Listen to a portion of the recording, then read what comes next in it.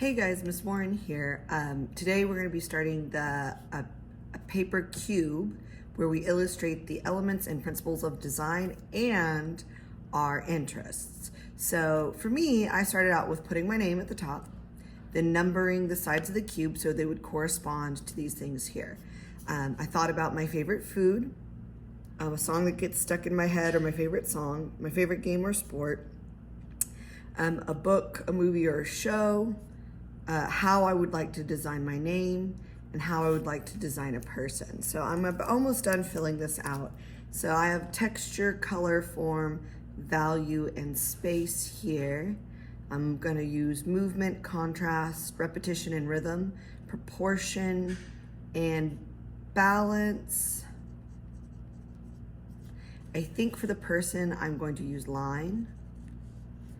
And I'm going to use pattern for the illustration there. So now that I've decided what I'm going to do, I have a pretty good picture in my head of how I'm going to do it. I'm going to show you the finished product here. The writing was my rough draft down here, so it looks a little bit crazy.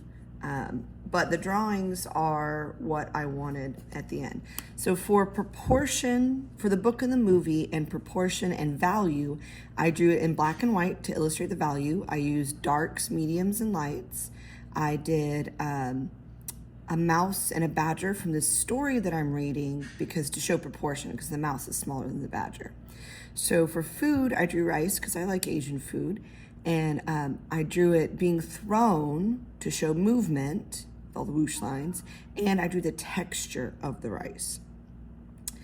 Song, because I scroll on social media pretty often, that gets stuck in my head is Watermelon Sugar, and I did contrasting colors. So I picked colors that were opposite on the color wheel and I put them next to each other. So like red and green are opposite sides of the color wheel, blue and orange are opposite sides of the color wheel, yellow and violet are opposite sides of the color wheel, so I put them next to each other to create contrast.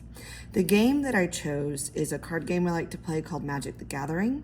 I used space, and I made it three-dimensional, and I made it take up the space, but I also used repetition and repeated the rectangular shapes like of the cards falling down. I put my first name here, and I used balance. I used asymmetrical balance. It's different on each side.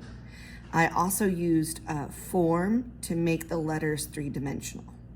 And the last thing, for a person that I illustrated, I used line, and I used the lines to create value and to illustrate the person. This would be an example of what you could do, but if you think you can draw different elements and different principles, you have a better picture in your head of how that would go together, choose the ones that you know how to illustrate, and then think about how you would illustrate them. We'll be working on this probably for about the next 4 class periods at least. We'll see. I'll check in with y'all on the 4th day and see if we need a little more time.